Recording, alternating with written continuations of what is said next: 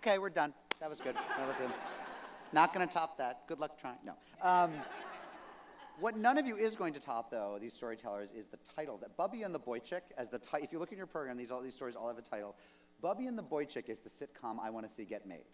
And I think it stars Tova Feldshuh as Bubby. Who plays the Boy Chick? It's the guy from The Big Bang Theory, maybe? I don't know. But there's a Boy Chick. They live together, and they share a full-time pulpit. And that's what it is. They share a pulpit. I think we can work on this, but this is just my first idea. By the end of the night, we'll have sorted it all out. Rabbi Tiferet Berenbaum is the spiritual leader of, are you still? Do you have some time left as spiritual leader? She has like a month left. You're catching in her waning days as the spiritual leader of Temple Har Zion in Mount Holly, New Jersey.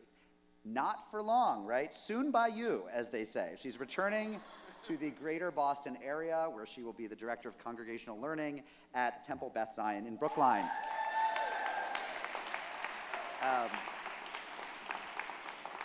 She's also the second most important Jew ever to have lived in Milwaukee, after Golda Meir, of course. So please welcome Rabbi Berenbaum.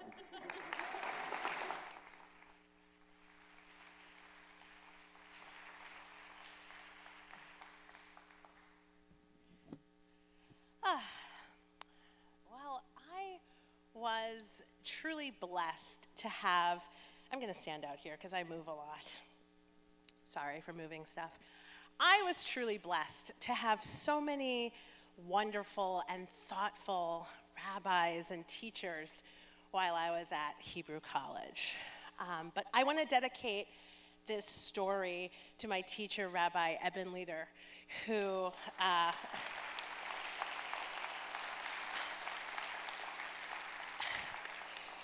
often would say like one or two things to make me like, whoa. And he always teaches us truly Torah Chaim, Torah for life, and Torah for living. And I hope that this story can illustrate that.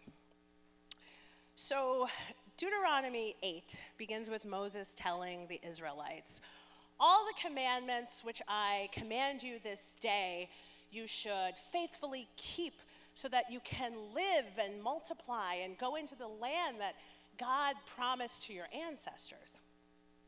Except the Hebrew doesn't actually say all the commandments, kol ha-mitzvot. It says kol ha-mitzvah, all of the commandment. What does that mean? Which commandment? And I remember my classmate, Rabbi Getzel Davis, echoing something from the Talmud Yerushalmi that says we can understand this as a charge to take one mitzvah, of course doing all the other ones, but take one mitzvah and really make it your own and do it the best that you can. And I love that. And I found my mitzvah at a very young age. My mother, God bless her, she literally put the fear of God in me. Little child. Anytime I did anything to disobey her, she would cock her head at me and she would say, honor thy mother and thy father, that the days may be long upon the land that the Lord thy God giveth thee. And I would totally freak out, right? Like I was just a kid, and like I had just set up my stuffed animals, and now she's asking me to put them away, and if I don't, God's gonna get me. And I was terrified, just terrified. And so it went for like the first decade of my life. Every time I just didn't want to listen to my mom, like anytime I was just being a 6-year-old, I was having this Sinai moment, feeling the mountain over my head.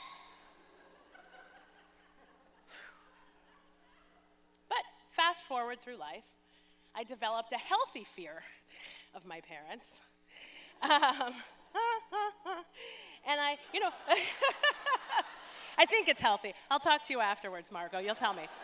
And, I worked on balancing kavod, or really confusing kavod with yirah, with fearing my parents, which is a whole other mitzvah. But I worked it out and made my way back to the side of kavod, to honoring my parents and doing the things that kids do, like playing varsity sports and getting awards and making honor roll and good school and all that stuff. And it brought honor to my parents because they were able to kvel and they could tell their friends and our family, and it was pretty good. Rabbinical school occupied the third decade of my life, pretty much, which was a really wonderful thing. And sometime in my time at Hebrew College, Eben's father passed away.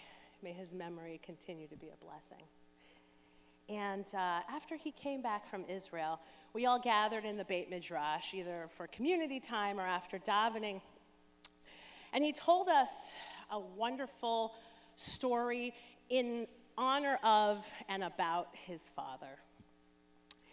And he said to us that from his experience, he had learned that the mitzvah of kibud av va'em, the commandedness of honoring our parents, is not on us in the way that I had previously been made to understand, but it's actually on us when our parents are older.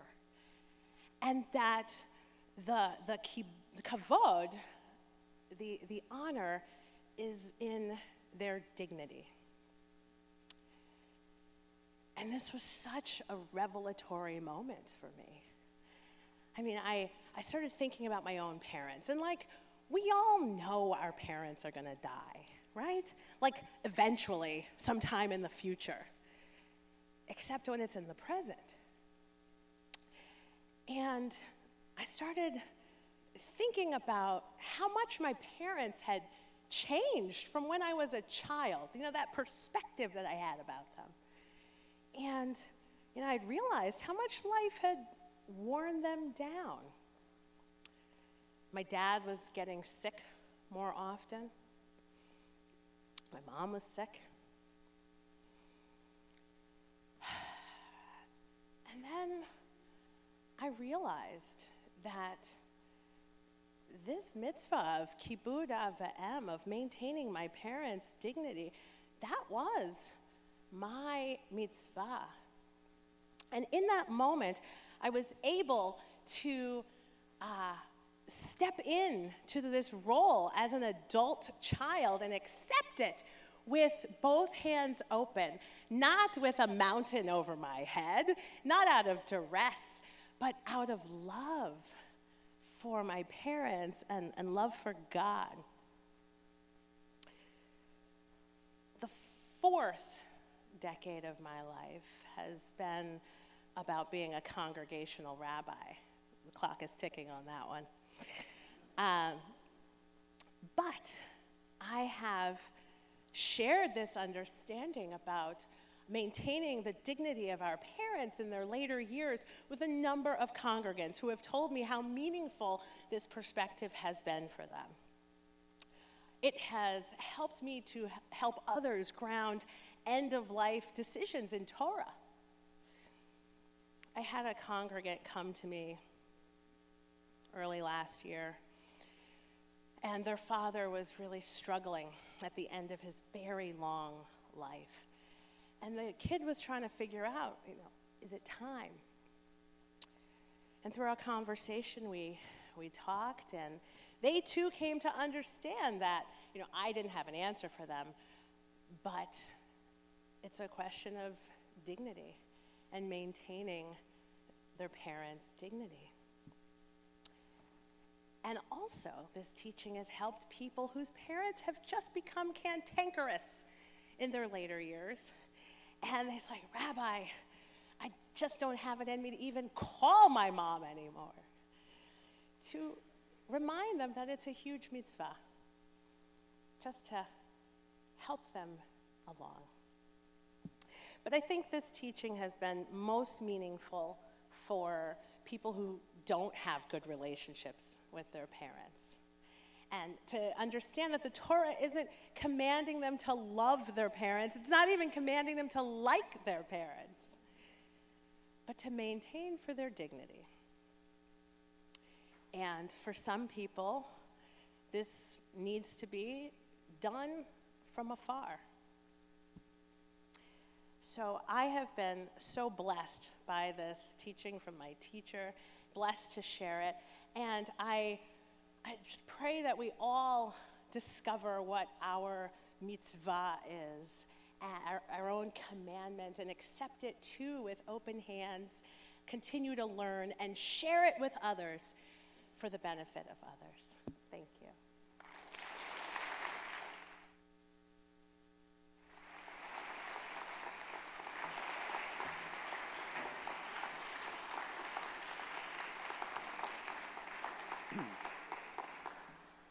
Rabbi Berenbaum, is your mother still, is she still alive? Could I hire her to come terrify my kids? Because it doesn't work when I try to, when I quote that commitment to my kids, they say, but Dad, you wear seersucker. And so they don't listen to me. But I think if your mom came with that whole, like the several verses, that's how to do it. I'm gonna try that tomorrow.